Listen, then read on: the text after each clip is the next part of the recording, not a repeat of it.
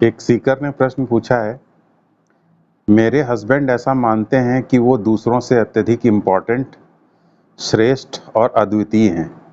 इस कारण वे घर और बाहर सबसे स्पेशल ट्रीटमेंट चाहते हैं। रिलेशनशिप में भी अपनी सुपीरियरिटी बिना एफर्ट के ही वो प्राप्त करना चाहते हैं।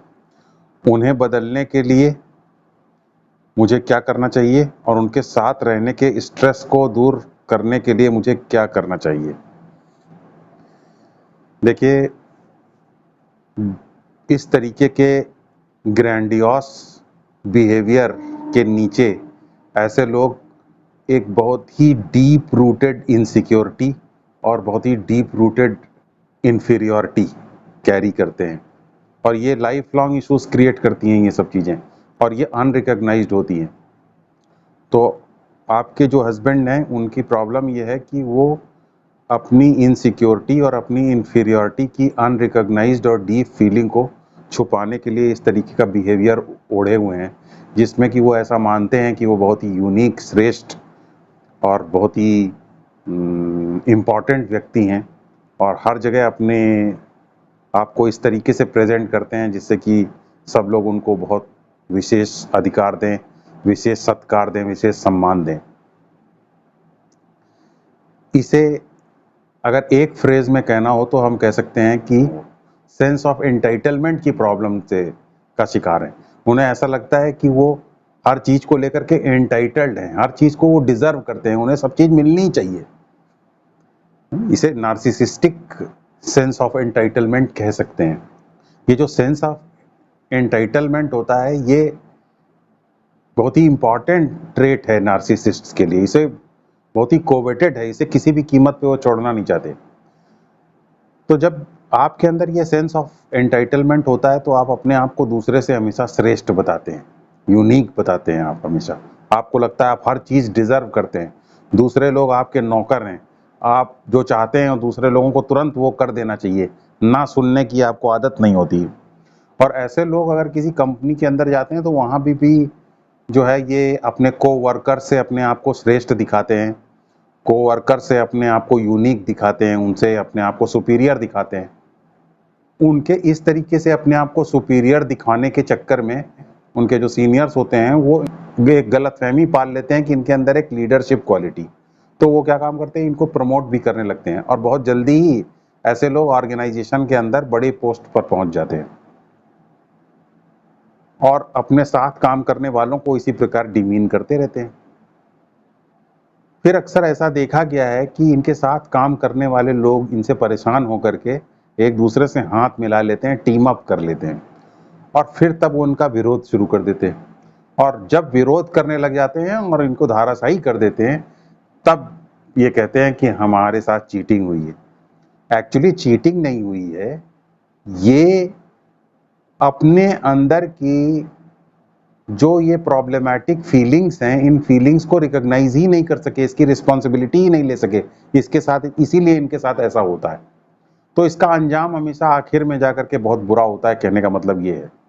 अब रही बात आपको इनको बदलने के लिए आप क्या कर सकती हैं, तो मैं आपको यही कहना चाहता हूं कि इनको बदलने में समय खराब ना करें, क्योंकि इस तरीके के ईगोइस्टिक और अहंकारी लोगों के अंदर सेल्फ अवेयरनेस की कमी होती है, और जिसके अंदर सेल्फ अवेयरनेस की कमी होती है वो अपने अंदर कभी भी किसी कमी को देख नहीं पाता। उसे तो हमेशा लगता है कि वो हमेशा डिजर्व करता है, हर चीज वो यूनिक है, वो इम्पोर्टेंट है, तो वो उसको अपने अंदर कुछ भी बदलाव करने की कभी जरूरत ही नहीं महसूस होती। और जिसे अपने अंदर बदलाव करने की जरूरत नहीं महसूस होती वो कभी भी बदल नहीं सकता। इसलिए इनको बदलने में अपना समय खराब ना करें। लेकिन इसका मतलब ये नहीं है कि आप कुछ कर नहीं सकती हैं। याद रखिए, आप अपने आप को बदल सकती हैं, इनके द्वारा आपके प्रति क्या व्यवहार किया जा रहा है उसमें बदलाव कर सकती हैं। भले ही आप इन्हें ना बदल पाए, लेकिन इनके द्वारा जो व्यवहार आपके साथ किया जा रहा है उसमें बदलाव कर सकती हैं, और अपने आप को तो हमेशा बदल ही सकती हैं आप। तो ये भी एक गुड न्यूज है कि इतना कुछ किया जा सकता है। आपको हमेशा इस मामले में अपने आप को एजुकेट करके चलना होगा और अपने लिए बोलना होगा। You have to speak up for yourself. याद रखिए, जब आप अपने आप को एजुकेट करने की दिशा में प्रयास करते हैं तो आपको एक बात का पता चलता है कि आपका जो लाइफ का कंसेप्ट है वो ये है कि आप सबको बराबर निगाह से देखते हैं, और ये बराबर निगाह से देखना ही आपकी नज़र में फेयरनेस है, जस्टिस है। लेकिन इनके मामले में ये जिस तरीके से देखते हैं वो इसका ठीक उल्टा है। आपकी दृष्टि से देखा जाए तो इक्वालिटी जो है वही जस्टिस है, लेकिन इनकी दृष्टि से देखा जाए तो इक्वालिटी, इनके इससे बड़ा इनजस्टिस इनके साथ कुछ भी नहीं। यानी अगर आप दूसरों के जैसा व्यवहार इनके साथ कर दें, जैसे दूसरों के साथ समान व्यवहार करते हैं वैसा ही समान व्यवहार इनके साथ कर दें, तो ये अपमानित महसूस करेंगे, क्योंकि ये तो अपने आप को बहुत ही श्रेष्ठ व्यक्ति समझते हैं। या दूसरा भी कोई व्यक्ति अगर इनके साथ ऐसा व्यवहार कर दे तो ये बहुत अपमानित महसूस करेंगे, इंजरी महसूस करेंगे। याद रखिए, इस तरीके की जो सेंस ऑफ एंटाइटलमेंट वाले लोग होते हैं, कहीं भी जाएंगे अगर बैठ जाएंगे तो 4 आदमी अपने साथ बैठा लेंगे, उल्टी सीधी बातें कहना शुरू कर देंगे, उनको बैठा करके एंगेज किए रहेंगे, हमेशा अटेंशन सीकिंग होते हैं। दूसरे लोगों का भी इसमें काम रुकता है। पता नहीं किस वजह से, किस इवेंट के चलते वहां गए हैं, वहां पे कोई पता चला कोई जरूरी काम है, वहां पे 50 लोगों को बैठाए हुए हैं, जबरदस्ती बातचीत कर रहे हैं, सेखी बगार रहे हैं, तो क्या दूसरे लोगों का समय खराब होता है, और ये अपने अटेंशन के लिए, दूसरे लोगों का इन्हें अटेंशन मिलता रहे इसलिए बैठ करके लोगों के साथ बातचीत करते रहते हैं, अपने आप को इम्पोर्टेंट बताते रहते हैं, यूनिक बताते रहते हैं, क्योंकि ये टॉलरेट नहीं कर सकते कि इनको साधारण व्यक्ति की तरीके से ट्रीट किया जाए। तो ये इम्पॉर्टेंट चीज़ है जिसे आपको समझना होगा कि इनकी प्रॉब्लम ये है कि अगर इक्वालिटी के साथ इनको ट्रीट कर दिया जाए, दूसरों की जैसा आप ट्रीट करती हैं, दूसरों के को जैसा ट्रीट करती हैं वैसा इन्हें अगर ट्रीट कर दिया जाए तो इन्हें सबसे ज़्यादा इंजरी महसूस होती है, इनजस्टिस महसूस होता है। और जबकि आपकी निगाह में जस्टिस ये है कि ये सबको इक्वल और फेयर ट्रीटमेंट मिलना चाहिए। तो ये आपको पॉइंट समझना होगा। तो इनके व्यवहार को लेकर के आपको परप्लेक्स्ड नहीं होना होगा, इनके व्यवहार के मैकेनिज्म को समझना होगा, क्योंकि इसी तरीके के व्यवहार के नीचे ही अपनी इनसिक्योरिटी को ये छुपा सकते हैं। अगर ये व्यवहार हटा दिया जाए तो इनकी जो अंदर की इनसिक्योरिटी और इन्फीरियरिटी है वो ऊपर आ जाएगी, इसे हैंडल नहीं कर सकेंगे। तो इसीलिए इसको अपनी इन्फीरियरिटी और अपनी इनसिक्योरिटी को दबाने के लिए इस तरीके का व्यवहार करते हैं। अब आपको इसको नरिश नहीं करना है, इनका जो ये इस तरीके का व्यवहार है इसे नरिश नहीं करना है, इसका पोषण नहीं करना है, क्योंकि इसके पोषण की का कोई अंत नहीं है, और ये आपके जीवन को भी परेशानी में डाल सकता है, आपके जीवन का भी शोषण कर सकता है। इसलिए इसको नरिश नहीं करना है और धीरे धीरे इसको प्रोटेस्ट करना है। लेकिन प्रोटेस्ट करने में आपको एग्रेसिव नहीं होना है। प्रोटेस्ट करने में या इस तरह के व्यवहार का विरोध करने में आपको एग्रेसिव नहीं होना है, आपको एग्रेसिव होने की बजाय असर्टिव होना है, यानी आपको दृढ़ होना है। दृढ़ता से अपने वैल्यू सिस्टम को आप इनके सामने रखें। जो भी व्यवहार आपको लगता है उचित वो आप बताएं कि हाँ ये व्यवहार उचित है और मैं इस प्रकार से व्यवहार करती हूँ, मैं फेयर ट्रीटमेंट सबको करती हूँ, और इस जो ये एफर्ट सबको करने पड़ेंगे कुछ किसी चीज को प्राप्त करने के लिए, तो आपको भी ये एफर्ट्स करने होंगे।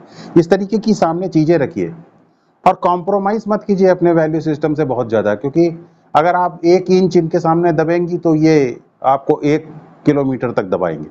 तो कहने का मतलब ये है कि ऐसा नहीं है कि आपको झगड़ा करना है, झगड़ा नहीं करना है, लेकिन आपको असर्टिव होना है, दृढ़ता से रहना है, दृढ़ता से अपनी बात कहना है। जो भी आपका वैल्यू सिस्टम है, जो आप उचित समझती हैं, उसको दृढ़ता से रखना है, बिना बदतमीजी किए, बिना एग्रेसिव हुए, दृढ़ता से उसको आपको रखना है। तो एक तो ये बात हो गई कि आपको असर्टिव रहना है।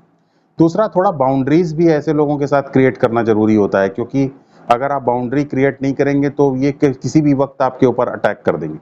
तो बाउंड्री क्रिएट करने के लिए क्या करें, जैसे मान लीजिए कि इन्होंने आपसे कोई काम कहा जो आपको पसंद नहीं है, ये आपको ऐसा सेंस ऑफ एंटाइटलमेंट के चलते अपने आप को इतना प्रिविलेज्ड और विशेषाधिकार युक्त समझते हैं कि आपसे बिना वजह ये उल्टा सीधा काम कहते हैं, तो आपको ये तुरंत कहना है कि भाई इसका इतना हिस्सा काम का तो मैं कर दे रही हूँ, लेकिन बाकी काम आपको खुद मैनेज करना पड़ेगा।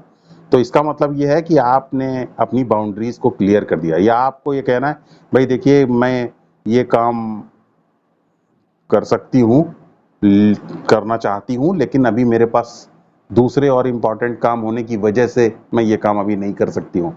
तो इसका मतलब इस तरीके से बात करने को कहते हैं, इसका मतलब आपकी बाउंड्रीज क्लियर हैं, आपकी प्रायोरिटीज क्लियर है, आप अपनी बात कहना जानती हैं। तो बाउंड्री अपनी हमेशा क्लियर करके ऐसे लोगों के साथ रहना चाहिए। और थोड़ा विश स्टेटमेंट्स देना ऐसे लोगों के सामने बड़ा स्ट्रेटेजिक तरीका है इनके चंगुल से बाहर छूटने के लिए।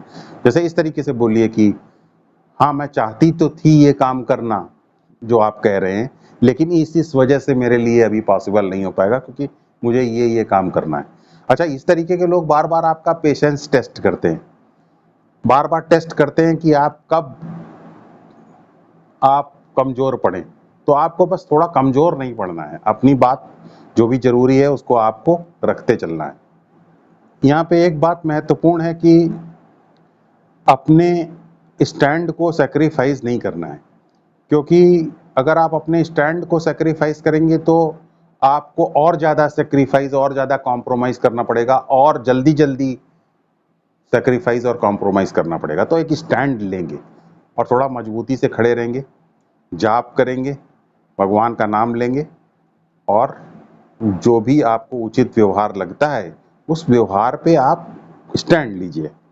मुझे मालूम है कि ऐसा करना कठिन हो सकता है, लेकिन आपको इस कठिनाई को थोड़ा-सा उठाना होगा, क्योंकि सेंस ऑफ एंटाइटलमेंट रखने वाले लोगों को डील करना बड़ा मुश्किल होता है।